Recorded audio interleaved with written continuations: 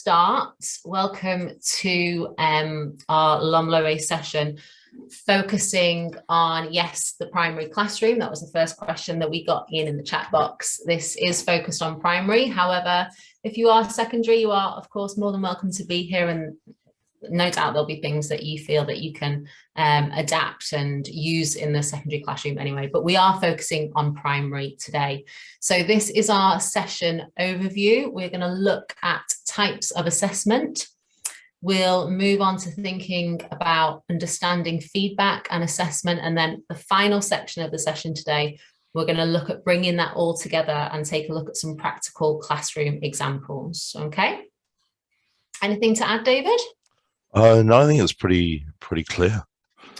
Wonderful. Hello. From I know, I didn't even introduce ourselves. Didn't say Sorry, hello, David. so the name is under the picture, so no problem there. So David, we'll turn our cameras off, right? Because it'll help us with. Yeah, it'll help with bandwidth and so on. Indeed. Right. Let me turn my camera off. Okay, wonderful. Okay, so let's kick off. Sorry about that. And think about how assessment can support teaching and learning. David? Yep. We're going to take a look for the moment at different reasons why we might use assessment, either in the classroom or outside the classroom. So first of all, for example, we might use it as a placement test at the beginning of the year. Where we need to decide where we need to put a new learner. Obviously, this is more for language schools rather than sort of standard schools, as it were. But you can still need to place a student sometimes. The other one that everybody knows is what we call summative assessment, and that is a way that's usually done at the end of a learning period. And we use summative assessment to check whether outcomes have been met. And we call it summative because it's used to assign a level or a grade. So there's typically a mark at the end of this, which we use in some way, either as a sort of end of year mark, or if it's an external exam to see whether you've passed or failed the level. Okay, moving on. We also have the idea of a diagnostic test. A diagnostic test is to see where the gaps are in our students' learning, and to give us richer feedback, to tell us what our students know, what our students are having difficulty with. It's a little bit like a placement test, but a placement test we would do at the beginning of a session, at the beginning of a learning period. And a diagnostic test we would do during the learning period. And again, it can be formal, it can be completely informal. And we'll be looking more at some examples of that as we go through. Okay, moving on. We've also got something which is relatively similar to diagnostic testing, which is what we call formative testing. And this helps us to check what the students have learned and inform us about where they're going or where they need more help.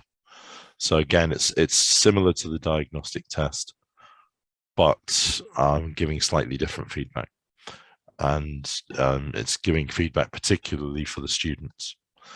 And then, of course, we've got the idea of assessment as learning or assessment for learning, which is a much more sort of global approach to assessment, and it becomes part of the learning process.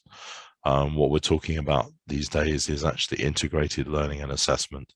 So learning and assessment working together as part of the same learning process, with the assessment informing the learning process in the different ways we've just said. Obviously, also assessment for learning involves the learner much more. So the learner takes responsibility for their learning and checks their learning using the assessment and the information coming from the assessment. So the learner is then not a passive recipient of their learning. They're actually an active part of the learning. what I should say here is that to some extent, these separations are slightly artificial. Particularly, there's a lot of debate about whether to use summative assessment or formative assessment. And the truth is that, again, they're two sides of the same coin. Any assessment, when it gives you some sort of report on your performance, whether that report is a level or a grade, or whether that report is more diagnostic and richer feedback, or whether it's telling you, showing you what you can and can't do, all of that is informing your next steps in the learning process. So I think if we start to think of, we normally think of learning as a pathway, sort of a road, if you like, but let's start to think of learning as more of a cycle. So learning, we begin a period of learning, we check our progress during that period of learning, and at the end of that period of learning, we may take a summative test, but that summative test will tell us what we need to work on in the next period of learning. And I think particularly these days, our students need to start getting used to the idea of learning for life or lifelong learning. And they need to think that there is always another process of learning. The learning is never going to stop. And so any summative information will feed into the next round of learning. Just moving on, we've also got different ways in which we can assess. So obviously, you know, I work on the exam side of Cambridge. So my baby really is the summative test at the end of the course, which is the external written assessment, the sort of the official exams, the starters, movers, flyers, key for schools, preliminary for schools, for example, or for the teachers, maybe B2 first or C1 advanced. That is obviously from my point of view, it's a very important part of the learning process, but it's not something that we're going to focus on a great deal today. Today, we're going to look much more at assessment within the classroom. So, for example, assessment which is carried out by the teacher, which could be on homework, or it could be a short quiz or a class test. And you can use that summatively or formatively, but as I say, that distinction between summative and formative is sometimes gets in the way a little bit. But there are other types of assessment as well. So, for example, we have peer assessment, where learners assess each other's work. And that can be, again, formative. It's helping your partners, helping your classmates in school. And it's also assessment for learning, or assessment as learning, because as the student assesses their partner's work, they're also learning something themselves. Okay. And finally, self-assessment is another area which we can look at. So teachers don't have to do all of the assessment. We can get our students, and in fact, probably should encourage our students to assess their own work and assess each other's work. And finally, and this is probably something which is done a great deal in primary, maybe slightly less so in secondary, we can look at portfolio assessment. And we'll look at this briefly today. But the idea of portfolio assessment is that the learner chooses the type of work that they're going to present as part of their overall assessment. And that can be done either as a decision by the learner or in conversation with the teacher and following the guidelines which the teacher sets out. Okay. So we've talked about lots of different types of assessment, but probably the most predominant type of assessment that we do, and we do it probably 100, if not 1,000 times a day, is giving feedback. So before we kick off and start looking at the different types of assessment, let's look at this very informal way in which we are assessing our students practically every time they speak. So let's take a look at what makes good assessment. What is good feedback? So I've been talking for a while now, as you can hear my voice is going. So just in the chat box, maybe you'd just like to drop in some ideas about what is good feedback. And I see some of you, you still have your chat box set to hosts and panelists. If you can change that to everyone, that way everybody gets to see what everybody's saying. That would be fantastic. Okay, so just type in an idea. What is good feedback? What does good feedback have to have or should have?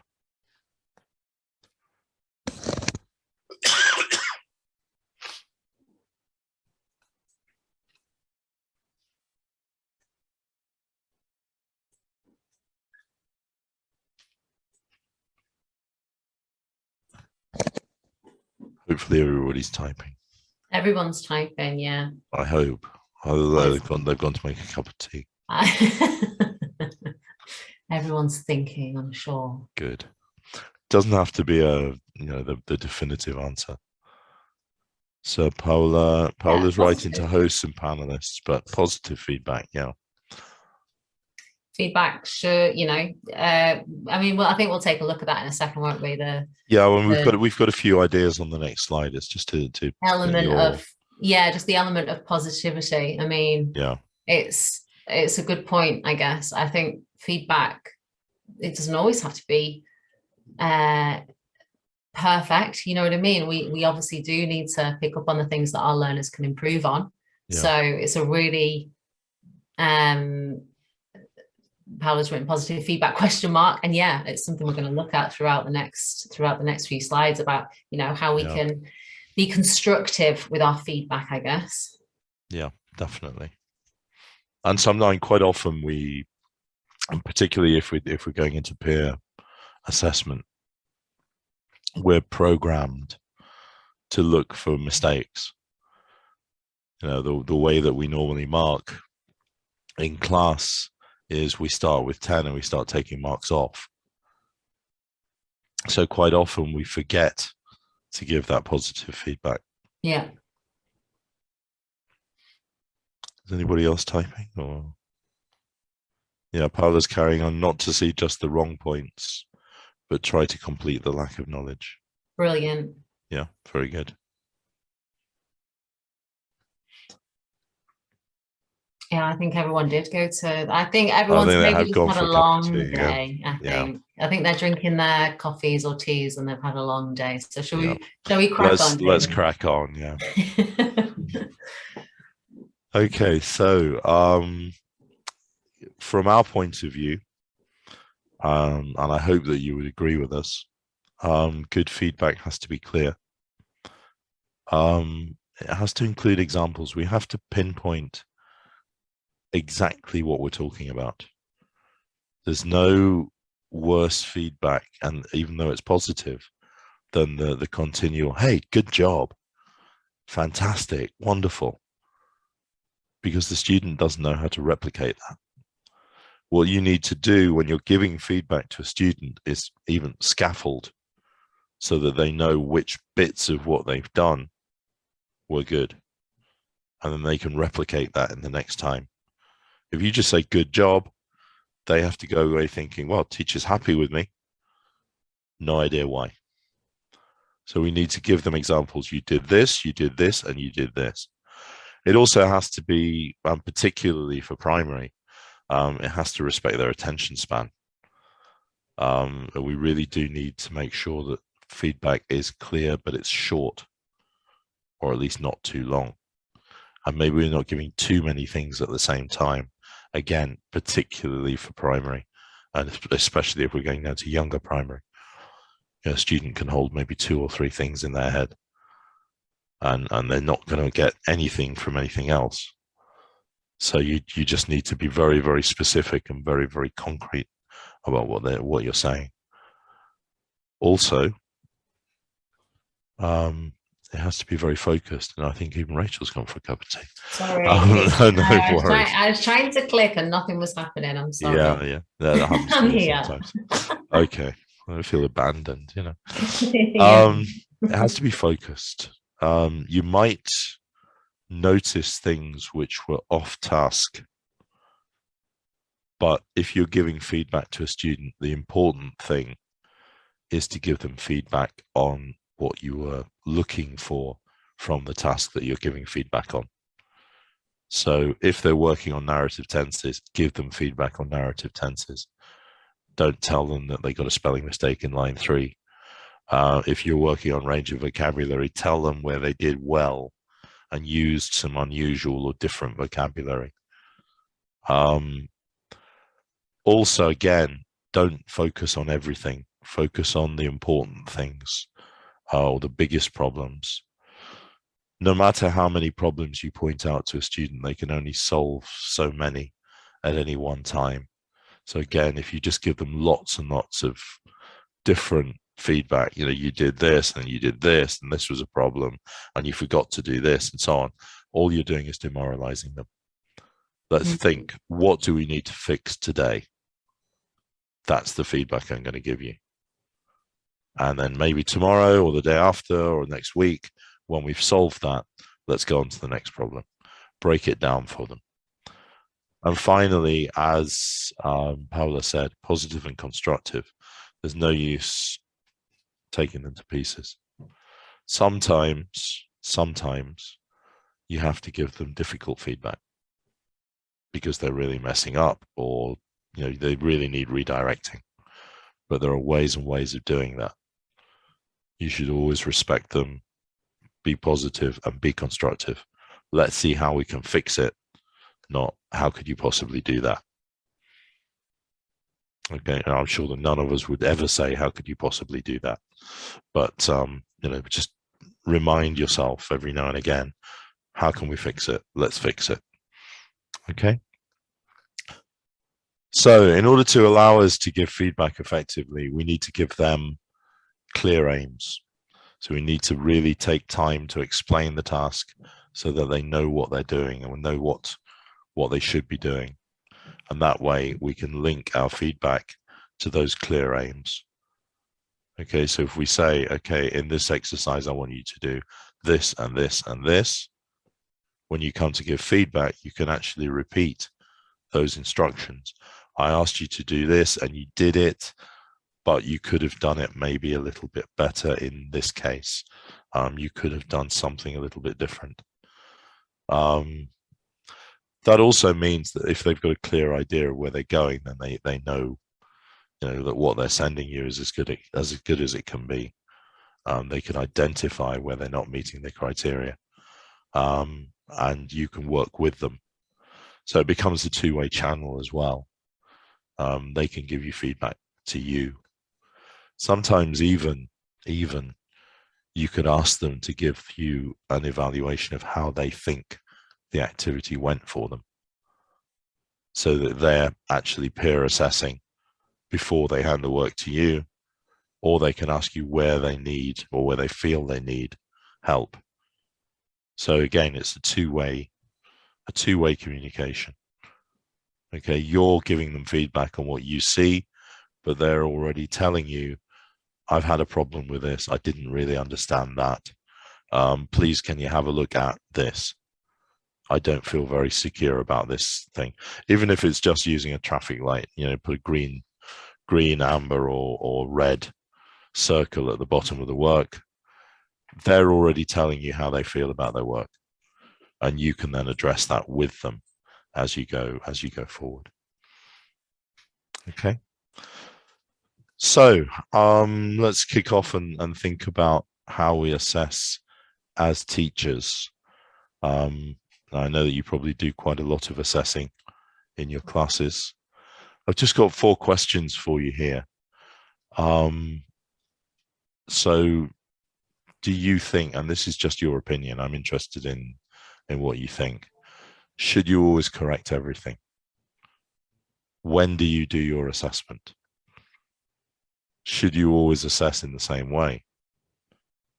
And also, what do you want to achieve when you assess? Maybe that answer is a very wide answer. You might want to achieve different things at different times. But maybe you need to think about that each time you're assessing. What do I want from this? What do I want to achieve? Okay, so again, we'll try the chat box.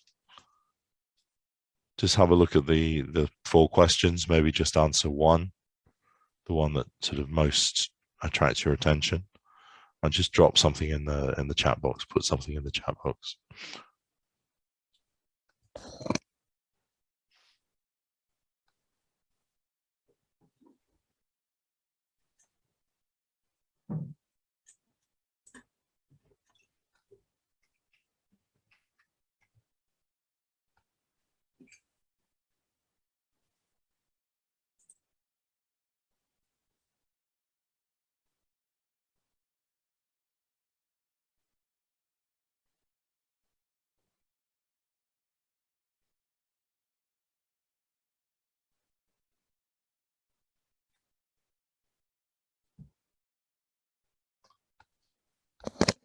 Okay, but then saying at the beginning of the unit, unless at the beginning of the unit, I assess just the intention. Okay.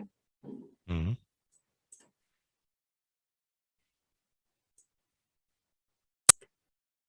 Oh, that's nice. Their motivation, what they want to learn. So maybe personal objectives as well as unit objectives. That's really good. Yeah. So it's attitude as well as content. That's really important, actually. Paula says we don't have to correct everything, just what we want our students to learn. And Fitri disagrees. Says yes, we need to correct everything. It's an interesting debate. Quite often, if you send, and this is something that's happened to me, you send work home, which you in theory have corrected, and you haven't corrected anything, and sometimes parents will send it back saying you missed this.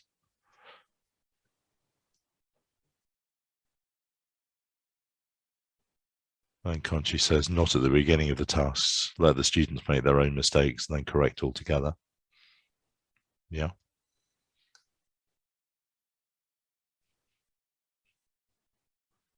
No need for correcting small spelling mistakes, depending on where that spelling mistake is, maybe. But yeah. Just depends, as you were talking about earlier, I think, right, Yeah, David, the focus, I mean, deciding on what the focus is. I mean, there might be some tasks. I mean, I think there's lots of spelling mistakes coming up here. So I think we've all kind of just got in our heads that we're thinking about writing tasks.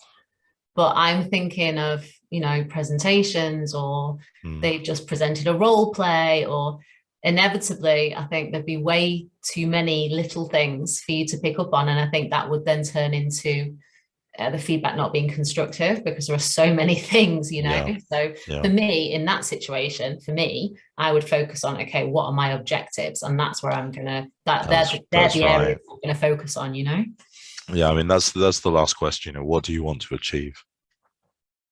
Do I need a mark?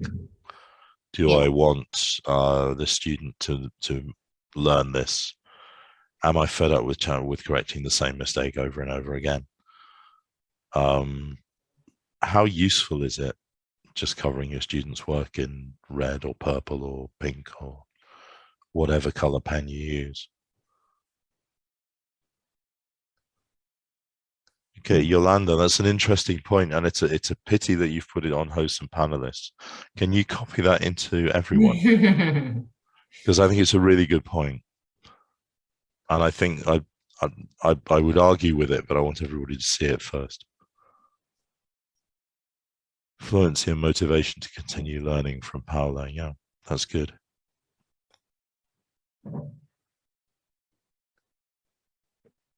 Okay, I'm just going to read out what Yolanda's put in, because it's an interesting concept. She says, I think we should correct everything. We need to see how much students know. Okay, now I think that's a great idea. We definitely need to know what our students know. We need to assess what they know. That doesn't necessarily mean that we need to correct everything. We need maybe to see everything. We need to look at everything. But we maybe don't need to make marks on their work about everything. But we can file away, the student's got this problem. I'm going to deal with that later because we've got to deal with this now. Okay, and it's something which you flag up in your memory, or you flag up in an observation note You just make notes in class, you know, the student showed this problem, address this later, and park it because you need to do something else, but come back to it, or watch whether they do it again, because sometimes it's just a slip. And maybe next time they'll do it perfectly. So yeah, I mean, there are lots and lots of different things that we can do. I think the idea is more than anything, maybe we shouldn't always assess in the same way. Students need to know how they're being assessed, but as Fitri says, we can do many ways to assess. We can assess in different ways. So this is a rhetorical question. How do you decide what to assess? Maybe let's just click on. These are different aspects of what we can assess. Obviously, when we talk about assessing, we talk about correcting. Our immediate response is to think about errors and to think about content. But there are lots of different things, as I can't remember who said it, judging the motivation, Paula, the fluency and the motivation to continue learning is something which is really important to assess, as well as whether they put the S on the third person singular. Okay, so one is content, but we need to start assessing other things as well. Particularly, we need to assess attitudes and competencies. And when we talk about competencies, we're talking about collaboration. We're talking about creativity. We're talking about critical thinking. We're talking about learning to learn. We're talking about all sorts of different things. We'll give you a link at the end of the session to look at more about the life competencies that we work on. We need to not just focus on the end, but let's look at the effort that students are putting in and the progress that they're making. Not all of them are going to get 10 out of 10 by the end, but we need to think about how they're performing and how they're improving. Are they participating? How are they participating? Are they positive? Are they helping each other? Are they showing curiosity? Are they showing interest in learning? All of these things, and particularly, I would say, in primary, all of these things are really important things to bear in mind when we start to assess. And they're things that you can assess in many, many different ways. Okay. One thing which I would say, and this is having been in classes over the years, having taught in primary, and having taught in infants as well. If you want the assessment to have any sort of effect at all, you have to make sure that it's relevant to your students. And the first thing you need to do is to think about whether your students understand the tools that you're using and why you're using them. I remember, and this is from a long time ago now, I was teaching in primary, first of primary, and I was also teaching in the final year of infants. And I saw teachers giving marks which were 3.8 or 5.7. And these are students who don't understand decimals. They don't even understand the half. But teachers were giving them, oh, you got a 3.7 and she got a 3.8. Why? The student doesn't understand that. It's beyond the student's comprehension. They don't understand the tools you're using. That mark is meaningless to the student. They can't do anything with it. Parents are happy because the parents understand it. But we're marking, hopefully, to teach our students, not just to keep the parents happy. Okay, so let's have a look at some maybe different tools that we could use. One of the tools that we could use for particularly younger students, very young students maybe, is this sort of, what we tend to use as a behavior chart. And apologies, it's a bit small, but I think we've blown them up. So if we can click through, okay, some of the things that we could test, or some of the things which we could work on with our students. And here across the top, they write in the date. So you're assessing each day that you have class, and they just think, either you think or they think. I helped my classmates today. Smiley face, sad face, so-so face. I speak in English. Smiley face, sad face, so-so face. I worked in a group. I listened to the teacher. Okay, simple objectives for the student, nice and easy, all broken down. Simple language, which is accessible to the student. You can explain these to the students, and so on. Okay, so lots of things that we can do. Paola, we're not actually going to send the materials, but we will be giving a recording at the end. Yeah, well, not at the end, but afterwards there'll be a follow-up email with a recording. But that sort of thing is just really easy to do. And I think, if nothing else, if you talk to the school psychologist, they'll have thousands of these because they use them all the time. It's a very simple tool for adapting behavior for students. So, you know, if they get a smiley face 5 days, they get a prize or whatever. And we can adapt that, the same format, but for class objectives. There are a few things that we need to think about if we're going to use something like this, though.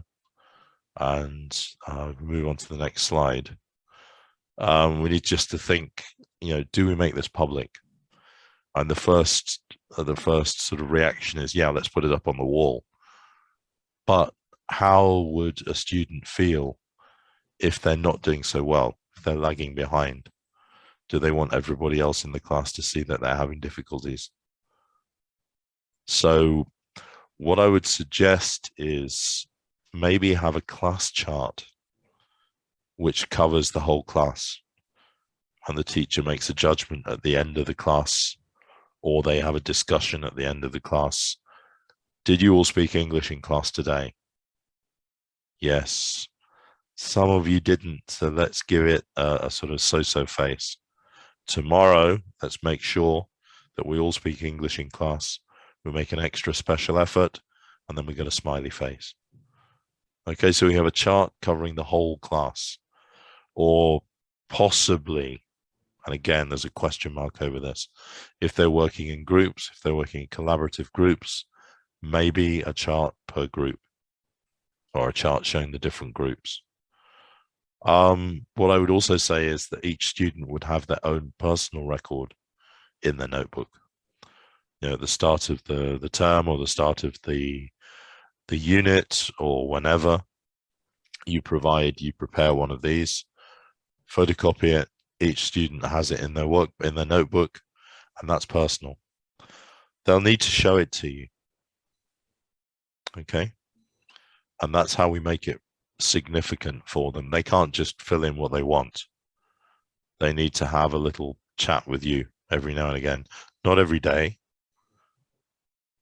but, you know, just show me, you know, books open at the end of the class. Let's have a quick look. Maybe 5, 10 students. Okay, yes. I don't think that that's quite the right reflection of what you've done. I think maybe you should have a happy face. I think you're being hard on yourself, or whatever. Okay. And the final option, do we include a prize? You know, it's sometimes nice to celebrate their achievements and give them a prize. So, you know, maybe you should celebrate an individual's achievement. Again, sometimes that's difficult. Maybe the student doesn't want you to know that, or doesn't want the rest of the class to know that they're receiving a prize because they've had a problem beforehand and they've overcome it.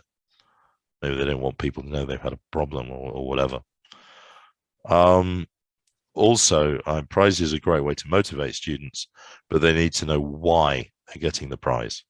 So if we think back to what we were saying about feedback, here's a prize because you've done really well. Good, but how can I repeat that if I don't know what really well looks like? So you need, again, to give them that clear feedback. Yes, this. Okay. What I would probably suggest actually is to base any prizes for the class on that public class-wide chart. And then maybe if there's a particular student who's done very well, that student can choose the prize. Okay, without making a fuss that that student is the reason that the prize. The class has done well. Let's celebrate. Here's a prize. Paquito, what prize do you want? And you can talk to them afterwards or in private and say, you did really well. That's why you got to choose the prize. Okay. Another way of keeping it relevant is to break objectives down into smaller steps. Again, particularly for younger students, they need to have small steps. If you saw those very simple instructions that we had on the chart, I can speak English. It's one thing, one sentence. I can do that. I can recognize that. If there are too many, or the objectives are too complex, then they can get lost. So let's break it down. There are different ways of doing that. And I'm conscious that I'm just sitting here talking away, and Rachel's very patiently passing the slide. So do you want to talk about this, Rachel? Sure, yeah. Sorry. Okay, so breaking it down into small steps, as we were talking about. So can-do statements, I think we've got an example of that next that we're going to show you, is one way that we could do that. So using can-do statements as kind of small incremental moments of success, I guess, for the whole class. It could be in groups, it could be individual. Breaking it down into easy steps or sub-skills, success criteria I was just talking about, and maybe things like progress charts as well. So I think we've got a few examples of these to show you. And these things are all, I know that I think it was Paolo was asking in the chat box about the materials. They're all online, and I think Mark's in the chat box. I'm sure he'd be able to, with the can-do statements, at least kind of point people in the right direction, if you wouldn't mind at some point, Mark. Yeah. So these are, of course, for B1 preliminary. So these would be a higher level, no doubt, to our primary learners. But we've kind of got our can-do statements here, and the students, the learners, are asked to think about if they can do it, if they can't do it. We were also thinking about adding a column or columns here. Maybe I can't do it yet. Maybe it's still a bit difficult for me. So adding kind of more criteria here so that we can understand where the student is and how they feel about it. And then as a teacher, obviously that helps us to then move on and scaffold the activity a little bit to understand where the student is with their own personal learning. So by sharing that success criteria with our students, it means that the learning goals that we give them become more tangible and explicit. I don't know if you want to talk through this slide, David. Yeah, sure. So basically, if we give them success criteria, and success criteria is maybe slightly different to can-do statements, but reasonably similar. Basically what you're doing is showing them what a good job looks like. A good job includes this, this, and this. What we're doing by sharing these with the students from the beginning as well is that they know where they need to go, and they know what they need to do, so they have a clear focus for their work. They also it can encourage them to be more independent.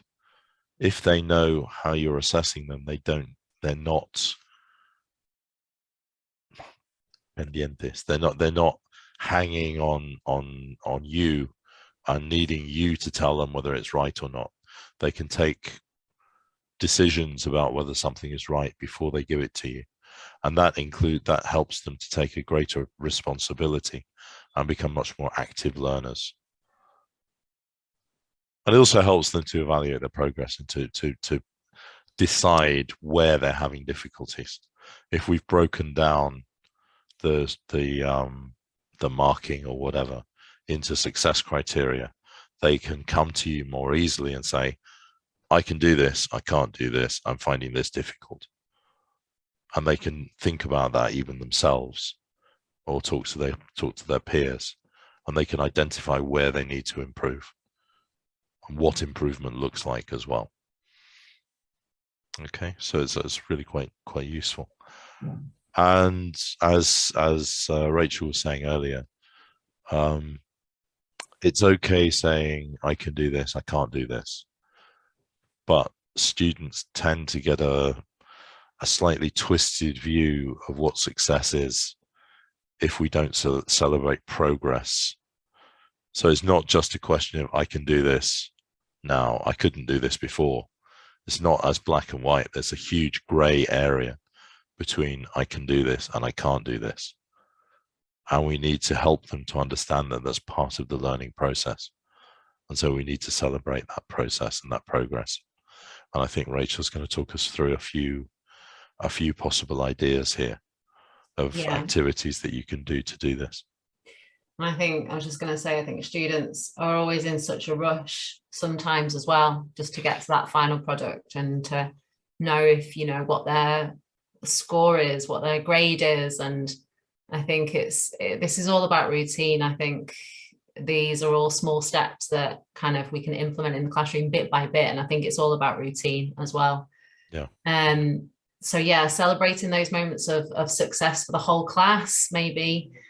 So a few ideas, these came from an educational psychologist who we worked with, and are just some nice ideas, I think, that kind of focus on creating motivation, trying to encourage a growth mindset with our students as well.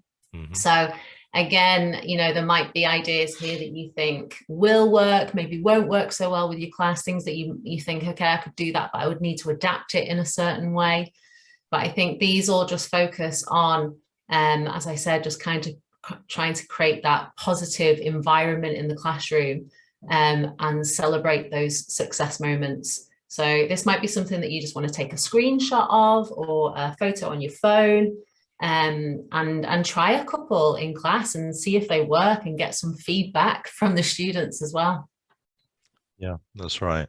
I'm just thinking in the board of thanks, that there's possibly an alternative there where you can have something. I think they call it Shout Out Friday.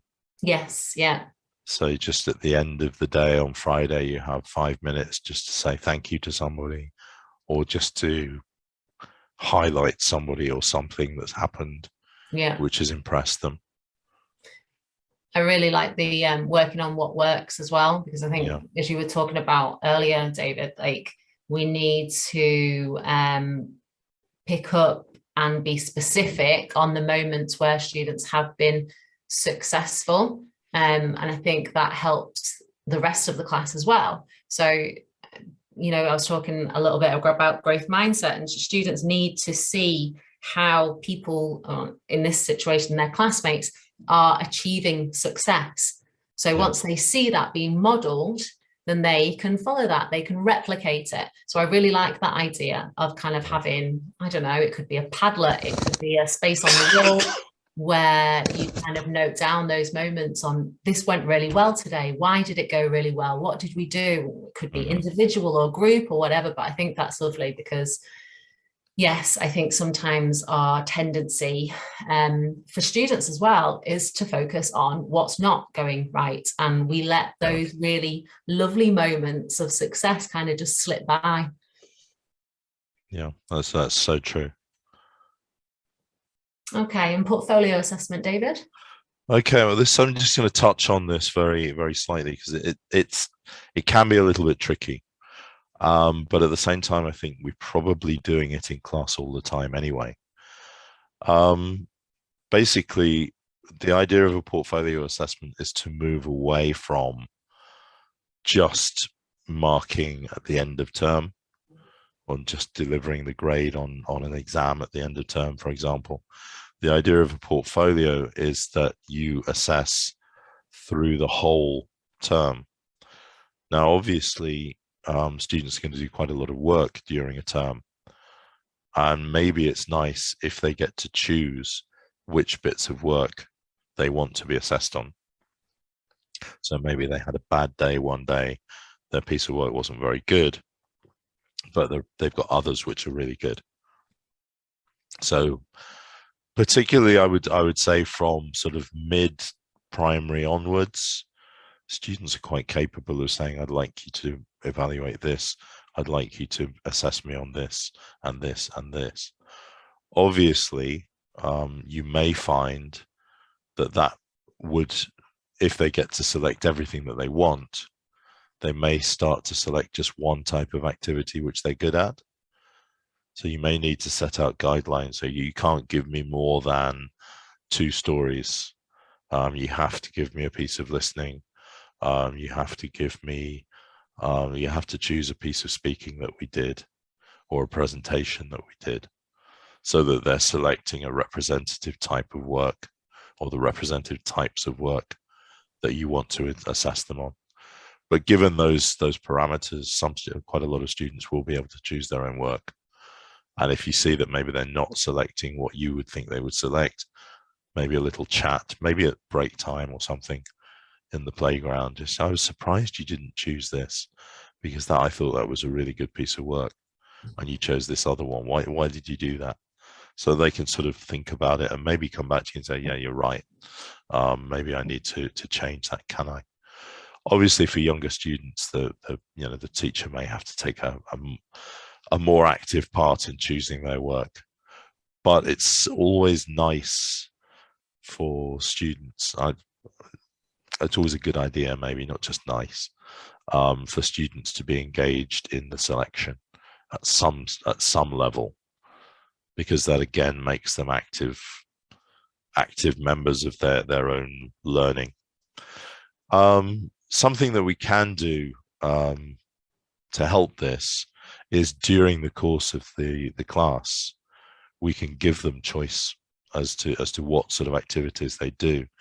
This is an example of a choice board which we've drawn from Anne Robinson's website blog, which is called Teaching Together. Has got loads of fantastic ideas there. This is one which we've drawn from it, and this is something we call a choice board. And the way that we work on a choice board is that we give the students a number of activities. Here, they're activities for developing thinking skills through reading. So they all have a theme.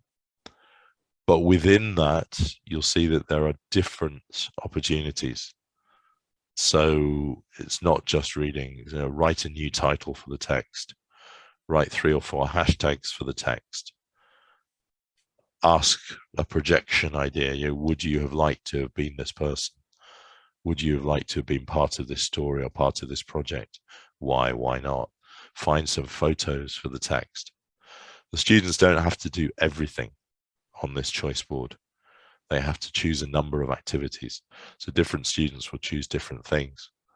Again, the important point here is they're choosing according to their own interests, maybe their own strengths. So you're going to get the best from them. There are different ways that you can work on a choice board. You can just have them work across. In this case, so they've chosen one from each column. They've gone from left to right and they've finished. Or you can color code, and this is a good way of including diversification in the classroom, or differentiation. You can color code the activities, so maybe some are more difficult than others, and maybe each level of difficulty is worth a different number of points. So, for example, an easy activity, maybe at A1, might be worth 1 point. A sort of slightly more complex activity might be worth 2 points, and a really difficult activity might be worth 3. And you say, okay, by the end of the week, you have to have completed at least 6 points on this choice board. And there will be students who will choose 6 easy activities, students who will choose 3 medium activities, and some students who'll choose 2 difficult activities. Okay, but we're giving them choice. Don't know if there's anything else to add there, Rachel.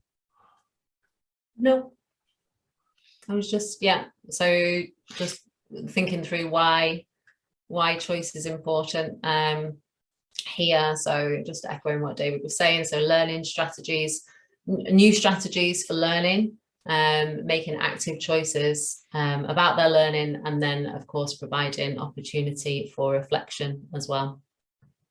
Yeah. Okay, let's move on to think about self-assessment. Yeah. So setting up self-assessment effectively. So this is something that if we don't have self-assessment, and we're going to look at peer assessment as well, and it's the same thing, if we don't have this set up as our regular routine in the classroom, then we need to do this quite carefully, and I would say in stages, to get our students used to this type of approach in the classroom.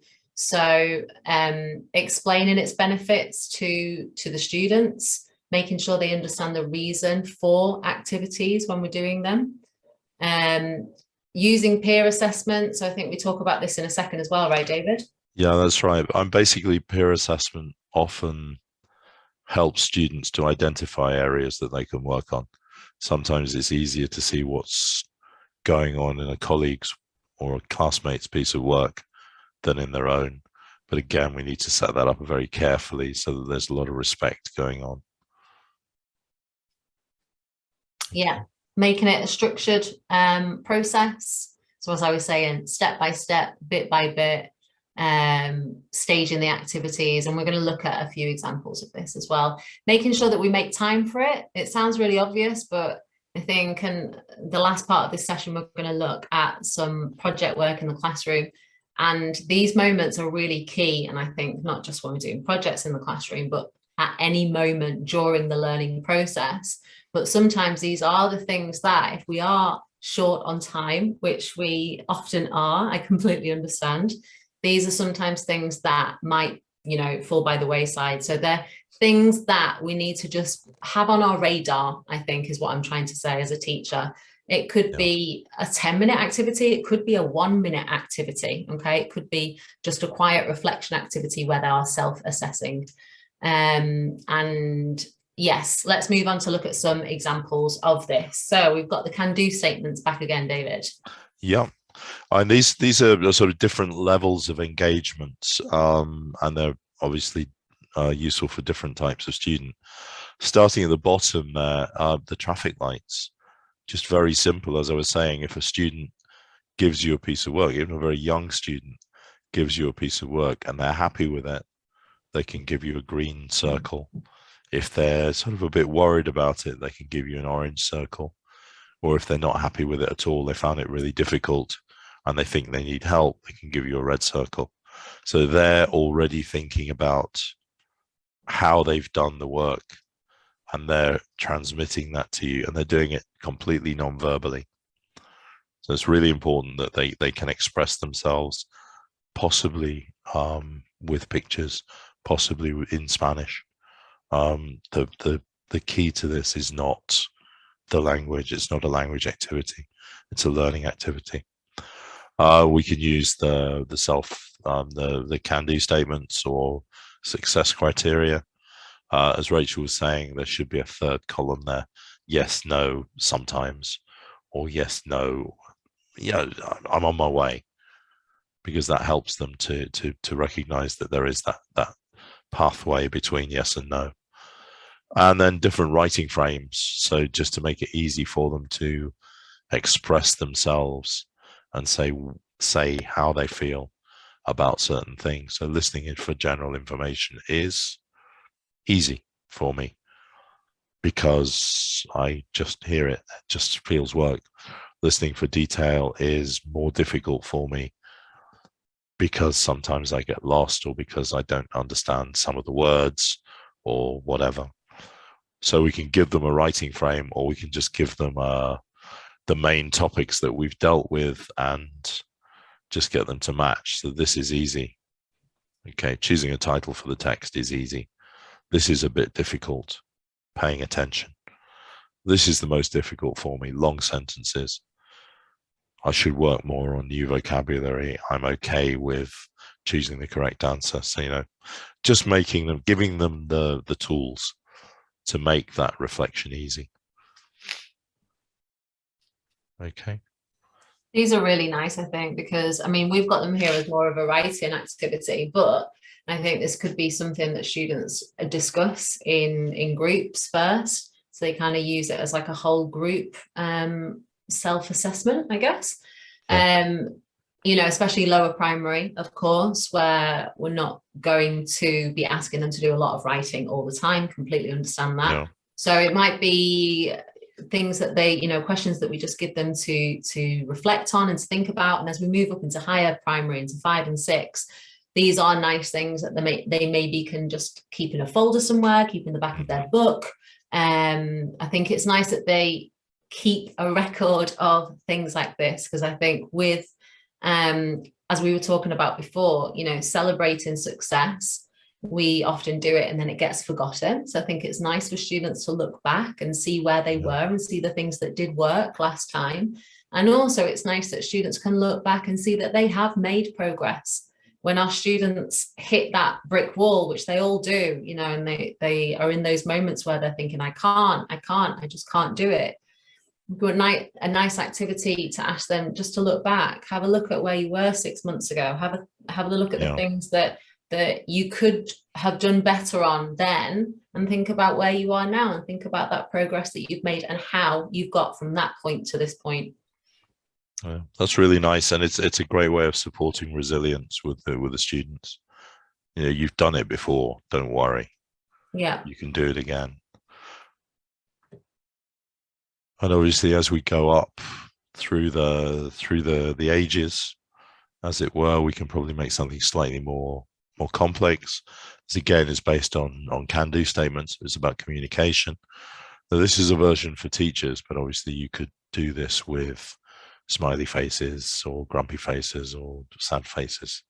There's a nice explanation of the faces coming up, actually. Yeah. Which I think is on the next slide. It is. Yeah. I like these faces. Yeah. So I just love the idea of hooray. Okay. Try again. Not bad. So there's no negativity. Okay, Exactly. it didn't work this time. Try again. That again is just talking about resilience and helping them to understand that if you don't succeed first, have another go. And we're here to help you. So here we've kind of got the 3 examples that show the progression through primary. So obviously the smiley emoji faces for maybe primary 1, 2, they're telling us how they felt. You know, as they move up into primary 2, 3, okay, I want you to explain that now. I want you to start maybe using faces. So I want you to draw a face to explain. Maybe you can ask them to add some words at that point. And then the final one there for primary 5 and 6, asking them to actually start to write sentences or notes, bullet points. It doesn't really matter. Again, the idea here is that they are keeping a record and they are making a plan for their own learning journey. Oh, that's right. And obviously, all of this self-assessment means that the students need to reflect on their learning. So we need to help them to learn how to reflect, and maybe more generally as well as just sort of self-assessment. So reflection, as we see it, encourages learners to engage with their learning. They think about things and they start to think about them critically. You know, this was good. Was this really good? How could it have been improved? So they start to go deeper into looking at their learning, and that obviously helps them to learn from mistakes or from the work that they've done and improve for the future. We can also help them to share with their peers. And it's great to have a joint reflection activity, as Rachel was saying. Maybe those cue cards, I find this difficult, I find this easy, I'm happy with this. If you make those cue cards into a pack of cards, laminate them, they just have in the middle of the table for a group of 4, and each one turns over one card and says, I find this difficult. And they have to tell their group what they find difficult, one thing. and the next one says, okay, I'm happy with this. Tell them one thing and maybe why, depending on how old they are. So just that sharing with their peers is great. And it encourages them to understand how they can improve. If they're thinking critically, they're analyzing their performance, they can see where their performance can be better, without you having to tell them. And all of this is making them much more active learners, and therefore almost certainly more motivated learners.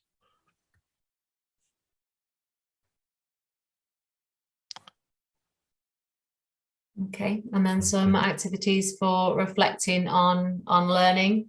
So asking questions for students to recall. So basically the lesson overall, identifying the purpose. So you could be asking them, what did we do first? Why did we do that? What did you learn? So again, here we've got an example where maybe we played a really fun game with our class and it's been great and they laughed and had so much fun. But it's now really important that we take that moment to reflect and say, yeah, and why did we do it? And what did we learn? And what did we plan for next time? Whatever it is. So that small moment of reflection. And then extending the students' thinking by asking, how did that activity help you to learn? What strategies did you use? So yeah, thinking about helping our students to, again, plan what comes next in their own learning journey. Anything to add there, David?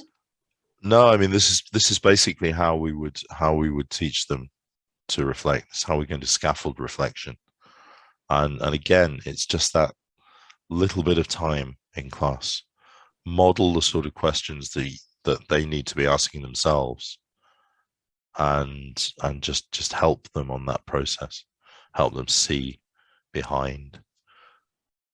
And again, yeah. these things are incorporated into workbooks, into textbooks, and exactly the same ideas here, as we mentioned before, are built into the work. Yeah, and it's funny because they are usually built into, I mean, they definitely are. Obviously, in all of our courses, we have these, you know, the unit goals at the start and the self-evaluation. But these are sometimes things that we maybe kind of skip by very, very quickly. So again, it could be kind of trying to keep these little activities fresh as well, like can we turn this into a game? Can we turn it into a moment of collaboration? Can we ask the students to talk about the goals in groups? Can we ask them to add another goal? So just making sure, really, again, like we were saying, having this on our radar and making sure that we kind of bring our attention to these moments in the classroom. Okay, let's move on quite quickly now to peer assessment. Okay, this is relatively quick. Peer assessment is very, very similar to self-assessment. It's helping each other out. One of the ways which I've done this as a teacher is within the writing. So when you're treating writing as a process, your students are drafting. You as a teacher don't have to see every draft. They can look at each other's work. They can help each other out. And this is a checklist that I drew up for a group of 10-year-olds I was working with way back, a long time ago. But basically, they were doing a writing piece. They were writing about 3 pictures, a story which was based on 3 pictures, and this was how they were going to help each other. So again, there are surface errors, so checking that there's a subject, checking that the verb agrees with the subject, checking spelling mistakes, checking tenses, but also giving feedback on writing as a piece of writing. So mark anything that you don't understand. Mark things which you think are really good. Have they written about all of the pictures? Where should the change of paragraph go, or where should the bit about the picture you haven't spoken about? Can you think of any more details? right questions which haven't been answered to help your partner develop and include more ideas. So this is just an idea about how to go about sort of peer correction or peer assessment. Okay, so another idea for peer assessment, and this would focus really on the kind of competencies in the classroom. So whether it's collaboration or communication, you can really, this is based on one of our projects. So you can see we've got the preparation stage and the development and the production, but really this kind of activity we could use to focus in on any of those more competency-based skills here. So here we're asking our students to think about how well they listened, if they understood, did they participate 100%? So again, just a nice kind of visual way. You could have this on the front, on the whiteboard. You could have it, I don't know, on a digital tool as well, projected, which you can keep a record of for next class as well, which is quite nice. So again, just kind of thinking about the fact that we don't always have to assess those skills, and indeed we don't always have to ask our students to think about how they are developing in their language. We can ask them to think about, you know, how well they are working as part of a team, for example. So let's move on to the last section now, bringing this all together and thinking about these learning situations. So one of these key elements of LOMLOE is what they call these learning situations. So basically, we've got one of these examples to show you. From Cambridge, we've created some of these projects for you to use in the classroom. They tend to be, you know, bigger projects that cross over into other subjects, into other disciplines, and of course are kind of involving all of those competency-based learning, the strategies that we've looked at, and elements, collaboration, communication, critical thinking. So of course, the benefits of this, and this is really a lot of these elements we've seen throughout the session today in terms of reflection and assessment. We're thinking about creating more autonomous learners, giving them more responsibility for their own learning path. We've mentioned that many times. That self-reflection gives them that kind of self-knowledge about how they're doing and where they can be and where they want to be. It allows for a flipped classroom approach. We're integrating all four of the skills. It's not so easy to say. And self-evaluation, peer evaluation, so many opportunities for that throughout these projects. And of course, if we can involve moments of personalization, we can increase the motivation there. So what we're going to do is we're going to show you one of the projects. These are not available just yet, I don't think, but if you keep an eye on the Cambridge Teacher, I'm told that very soon you will have access to these collaboration projects for your classroom. So take a look at this one. This is kind of an overview. It's not the entire project, but it kind of gives you a little sense of the theme, the topic. And we're going to take a look at this now together quite quickly because we don't have much time left of the session today. But what I wanted to do is kind of give you a sense of how I would kind of go about this in class, how we would approach it with a whole class of learners, and then kind of focusing on those moments and opportunities for reflection and assessment throughout. So taking care of animals, one of my favorite topics, I must say.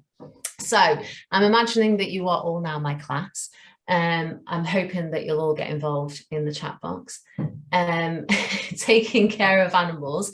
So first up, with my class, I might ask them to have a look at this part of the project, to have a look at the pictures. So here, what I want to do is kind of create some interest, get them motivated, find out what they already know in terms of vocabulary and try to build on that. So if you can tell me in the chat box, let's test if you're all still with us, or if you should have finished your cups of tea and coffees by now, I guess. So what can you see? I can ask my students what the cat is doing. I can ask my students in each picture about the words that they know. So if we go through each picture, of course, he's a cat. Cats are mammals. So we kind of start building the vocabulary from this moment. We figure out what the students already know, and we focus in on the words that maybe are a bit more difficult for them. So hopefully with an activity like this, as I said, generating a bit of interest, asking the students as well, I might ask them, have you got a pet? Have you got a cat? Have you ever had a cat at home? What other animals have you got? What would you like to have, etc., etc. So let's have a look at the project then, how it moves on. So as they plan their project, you can see the students are asked in pairs to choose a pet to research. Element of choice, giving the students a bit of responsibility, asking them to focus on the animal that motivates them most. They have worksheets to help them if possible. They can use the internet, they can ask adults as well, depends on when and where you're using projects like this. And you can see the kind of stages already of the project. So the idea is here that the students would go away, whether this is in class or not, and they are working on their project and personalizing this already at this moment. So clear stages. In the first stage, they've been discussing, they've been choosing. Now in step 2, it's time to create. You can see here that they're asked to create a play about taking care of the pets. They have worksheets to help them as well. And then the final part of this project would be the presentation stage. So they would be acting it out for the rest of the class. And then they would be asking and answering questions as well. So little activities that you can use as well, just an idea here to kind of create some games and dynamics around projects like this. The next stage is they have to look at wild animals. So here I could say to my students, okay, in my hand, I've got 6 flashcards, all with pictures of wild animals. And you are all going to ask me, you have 6 questions. I'm just creating this. You could say 5, 10, 15 questions if you have a lot of time. 6 questions. And then you've got to try to guess what my animal is. Okay, so is it big? Is it, does it live in the forest? Does it eat meat? Does it eat meat? What's the word for that? Does anyone remember? Carnivore, good. So again, you're structuring and you're scaffolding here as well. And you are encouraging the students to use that vocabulary that we started to build in activity 1, okay? So yes, well done, excellent. Okay, the first one was a duck. So kind of just creating some dynamics and that sense of competition around things like this. Cross-curricular. So you can see here, if you look through this worksheet of what we're asking the students to do, we're looking at social responsibilities, citizenship. We're almost bridging over into science in some of these elements as well. And the next stage of this project, they would be asked, or they are asked, to make a video. They have a director and a camera operator. I would say even if we aren't going to film something like this, the students can just imitate the filming of it. I started off as a drama teacher, and this is something I would do. We don't have to film it on a camera. It'd be great if we can, but if not, let's just pretend we've got a director there. We can have somebody acting as the camera person. And we've got, again, modeling, scaffolding, encouraging them to start to use that language that we've been building throughout. And yeah, just guidance for them throughout, tips. And how can we use all of that then to assess? So we've gone through that very, very quickly. And earlier on, we were talking about using projects, project-based learning. It could be anything really in the classroom. Remembering to stop, take a moment, and use an activity, whether it's self-assessment or peer assessment or individual reflection, but just remembering those moments throughout these activities where we need to stop and pause and take a moment. So what we've done is, for these projects, we've focused in on the key competencies. So you've got this already when you are working on these learning situations in class. The great thing is that you know the key competencies that we are focusing on. So, for example, C6, we mentioned this, responsibilities to domestic animals, appreciating and respecting our natural environment. So this is nice because it means that for us as teachers, this is kind of covered for us. We know that throughout this project, these are the competencies that we're focusing on. And then what we also have to accompany these are these resources. So teacher assessment tools. So we can focus in on, here we've got the planning stage, then the creating, and then the presenting. And again, we're making sure that we've broken down these stages, and at each moment, and this is for the teacher assessment, that we can focus in and do our own bits of assessment. And then we can also choose the areas of competency that we want to focus on additionally. So this might be something that we agree with the students. I think that's quite a nice thing, because the students know then the areas that are being focused on for assessment during that project, or during that stage of the project, I should say. And for the students, we have these self-assessment. I would also say this bridges into peer assessments, is a reflection as well. So during the planning stage, so you imagine during that project, they've planned, they know what they're going to do. And we start the next lesson by saying, okay, before we move on, we're going to think about this. Are we all listening to each other? Are we all understanding? Is there something that we could do better here? Is there something that we can highlight and improve before we move on to the next session?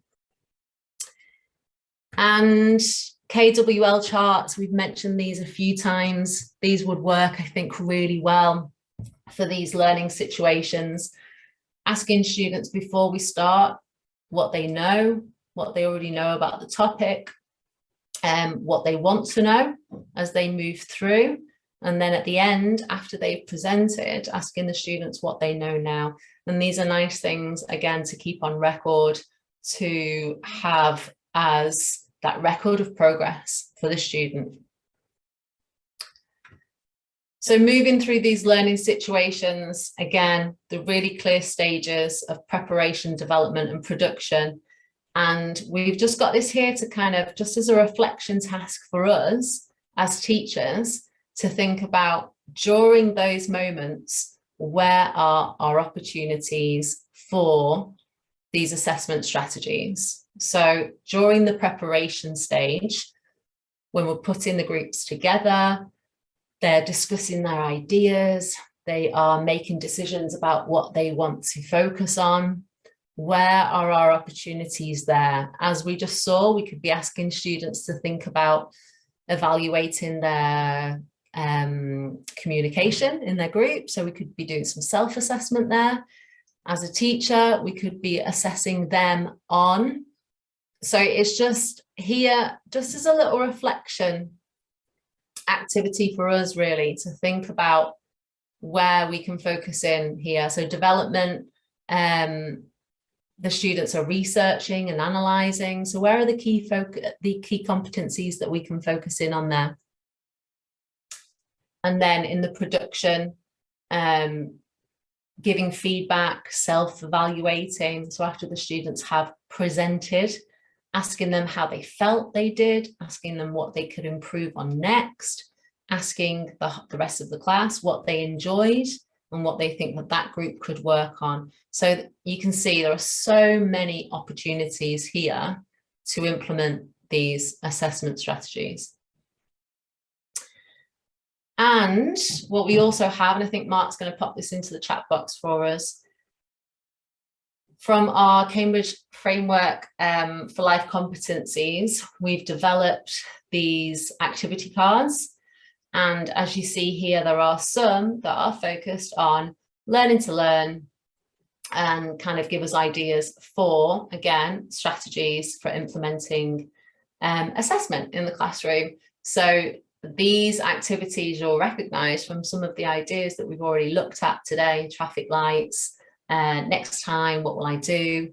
And you can see in the top corner, in the top right corner, it focuses in even further on the specific of the competency that we're focusing on. And I believe, if I'm not wrong, these will also be highlighted with the LOMLOE competencies as well. So if you haven't seen these, take a look, because they're great. I mean, personally, I would print the pack out, I would cut them up, I would have them kind of organized on my desk, and I would just give them a try, find out what works for me, find out maybe the ones that I kind of need to adapt a little bit more.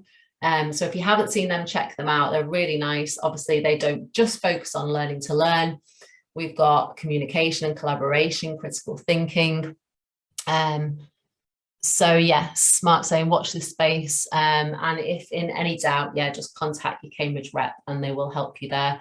And also, if you haven't seen the Cambridge Life Competencies Framework, check that out as well. So we've got, this is where the activity cards are kind of, this is where it comes from, our whole kind of framework. So I know we are running out of time. I hope that was okay. I went very, very quickly for that last section. And to round up today's session, we just have a little reflection activity for you. You don't have to share this in the chat box.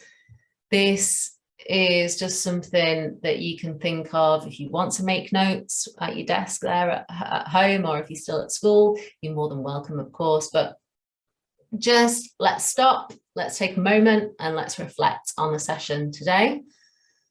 3 things that we've done in this session, or maybe 3 things that really stood out to you, maybe 3 things that you have been focusing on throughout. 2 activities that you've seen today that you might like to try in the future. And then at least 1 thing, we're going to give you a challenge here, 1 thing that you're going to try, maybe not on Monday, but Tuesday or Wednesday or tomorrow, if you like. But just 1 thing that you're going to start implementing, or even just seeing how it works with your learners and seeing how you need to adapt it for your class.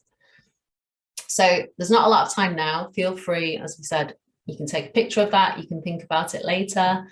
But yeah, just hopefully throughout the session today, you have seen at least 1 activity you think, yeah, I think that could work really well for my learners and I want to give it a try. Anything to add, David? No, I think that's fine. It's the limiting you to 1 thing to try. Is that so often we get all excited when we go to a session. I think, yeah, I'm going to try that, I'm going to try that, I'm going to try that. And sometimes we can be slightly overwhelmed. So yeah, let's try 1 thing. Exactly. See what works. Ideas.